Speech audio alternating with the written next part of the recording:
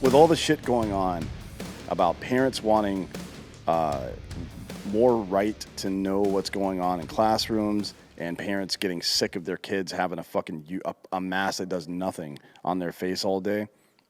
Now, the mask does something, but over that 8-hour period of time, it is effectively nothing, right? Right. Just to be clear, like I know the mask does do a little bit, but to sit in the classroom with your mask off with all these masked children and not understand that that's going to be a fucking problem in optics, and then to respond to it the way she did. Yeah. That's like, how can you be that fucking stupid? So, Bob, show the picture here to the audience in case people haven't seen this. There's Stacey Abrams sitting in a classroom with a ton of children. Looks like there's some parents in the background and stuff. And she's on the campaign trail. She's running for governor of Georgia against Brian Kemp. This is so fucking tone deaf, especially what happened, especially with what happened after last weekend with Garcetti and Newsom. It was a massive story. Everybody keeps telling the same joke about how I didn't exhale or inhale during pictures. But the left has decided to ignore this, right? They've decided to treat it like if a poor person showed up to the rich gala and we're like, man, you guys are wasting a lot of food. And they're like, oh, with their pinkies first, like, oh, wasting food. What an imbecile. You know what I mean? Like they're all just pretending like none of this shit's happened. Not one lefty motherfucker has come out and said anything to any of these hypocrites yet. Not one. No, and not only that, but when they get called on it, their statements are so ridiculous, like the inhale, exhale thing. Pull up Stacey Abrams' statement from Instagram. And we'll read that. The statements that we've got, there's three main ones so far. So the first one was AOC saying, oh, Republicans just want to date me. Like, no, we want you to follow the rules that you're literally voting to force everybody else to, you cunt. Yeah. Garcetti is the most ridiculous, obviously.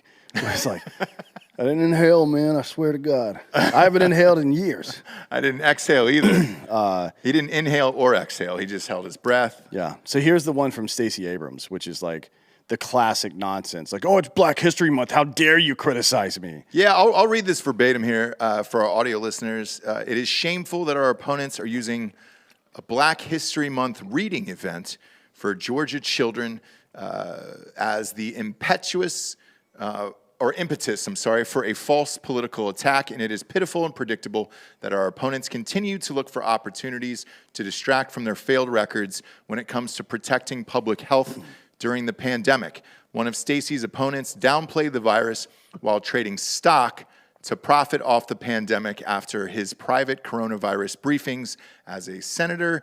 Another of her opponents attacked mayors seeking to protect their citizens and has failed to expand access to Medicaid even as rural hospitals close. This pathetic, transparent, and silly attack is beneath anyone who claims that he wants to lead Georgia.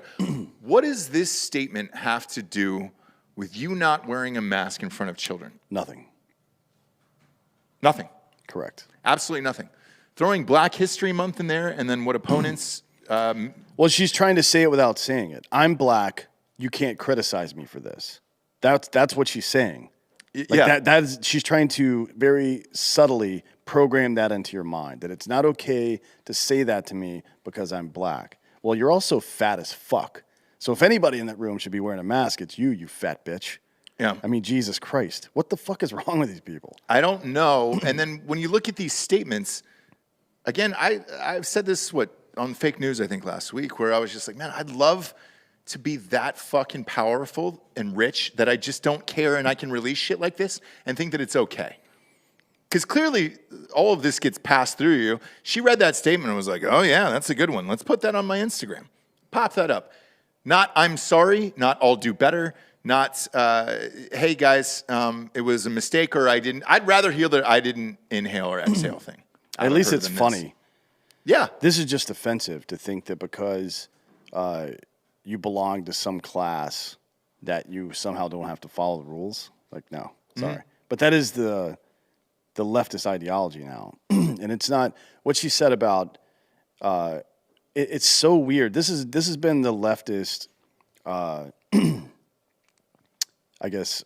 methodology over the last 10 years or so to get out ahead of something and accuse people of shit that you're doing, like the Russia thing with Hillary. Mm-hmm. She is the one that actually did that shit, right? She conspired with a foreign agent to produce the Steele dossier, and then Obama acted on it knowing it was false, and Biden's whole family is corrupt in Ukraine and Russia. You know what I mean? They project that over this way. And now we're in this big debate about Pelosi trying to block any kind of legislation that might curtail her ability to fleece the American public using the classified information in the stock market. And she adds that, like the leader of your party said that, and you add that into your statement, and it's a complete non sequitur, right? Yeah. They're trying to program you into believing that this shit is real. Well, they're trying to program their followers. Their followers feel like they have to defend them, right? So it doesn't matter if what they're saying is true or not. Just feed me the talking points and I'll repeat them. That's all. Just please tell me what to think, please. Yeah. It's fucking pathetic. It's weird. And it's why they're so scared of Joe Rogan too, by the way. Yeah, and all of these acts are indefensible, and I don't really get it. And if you're running for a political position or you're currently in power in that political position, you got to know what the fuck is coming out of your mouth. And I guess, look, if you have access to polling and demographics that say, hey, your followers don't fucking care and they will follow you through fucking fire to do all the stupid shit you're doing, then I guess it doesn't matter. Like, maybe Stacey Abrams has different polling numbers than everybody else, and she's like, who fucking cares? Like, we can release shit like this to our fans, and that's it. Yeah. Glenn Youngkin already won because of stupidity like that.